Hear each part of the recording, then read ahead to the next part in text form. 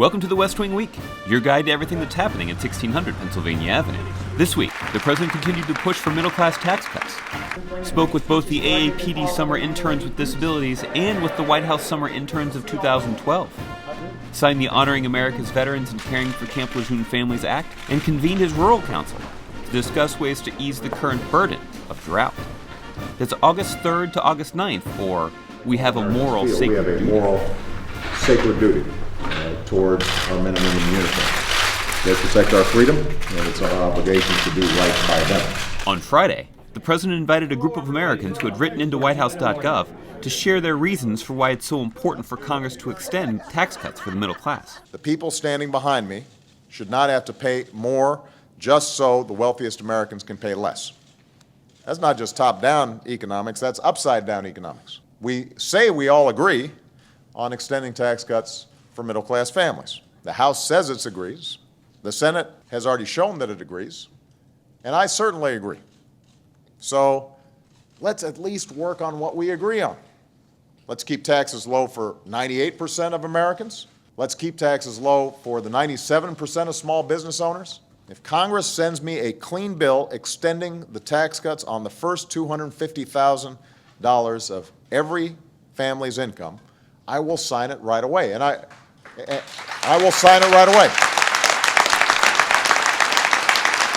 On Monday, the president dropped by a discussion in the Roosevelt Room where participants in the American Association of People with Disabilities Summer Internship Program were giving their perspective on the future of disability rights and disability policy.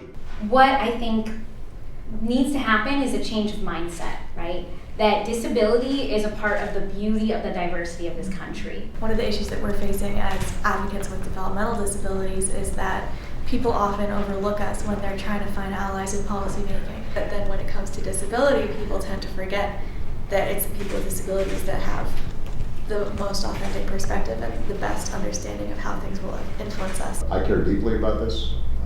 I think we have made progress. I think we can make more. All of you had terrific suggestions. I'm going to tell you, I think maybe one of the most powerful suggestions was Zoe's point, which is self-advocacy. You guys don't need anybody feeling sorry for you. What you need is people listening to you and making sure that every time we make decisions that have potential impact on your lives, that you're heard.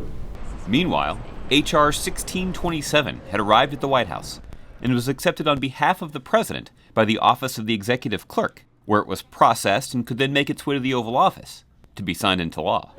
This particular legislation, the Honoring America's Veterans and Caring for Camp Lejeune Families Act of 2012, provides additional health care, housing, and educational services to veterans and their families.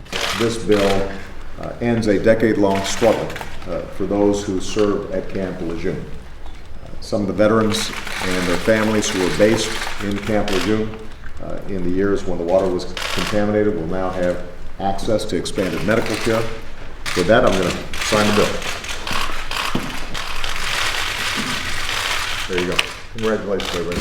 Good work. The president then addressed the tragedy of the shootings that had taken place on Sunday in Oak Creek, Wisconsin.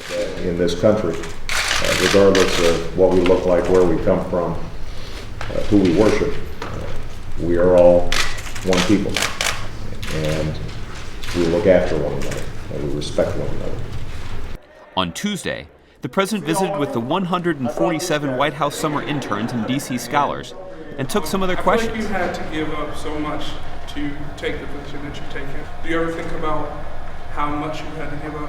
The most important thing is figuring out what it is that is really important to you. What do you really care about? And then you should anticipate that you'll have to make some sacrifices.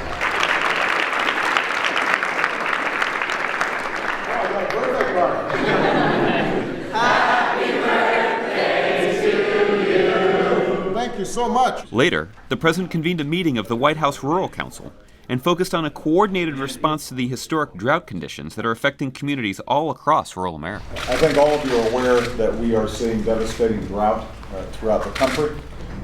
It is a historic drought, and it's having a profound impact on farmers and ranchers. We've already designated over 1,500 counties across 32 states as disaster areas, which gives qualified farmers access to low-interest emergency loans. Today, the Department of Agriculture is announcing an additional $30 million to get more water to livestock and restore land impacted by drought. Obviously, Congress has a role here. Congress needs to pass a farm bill that will not only provide important disaster relief tools, but also make necessary reforms and give farmers the certainty that they deserve. Now's the time for us to come together and go ahead and get this done. To find out more information on any of these topics or to see complete videos of these events, go to whitehouse.gov. Thanks again for checking out your West Wing Week. Yeah, you know, this pizza. If my cable's broke.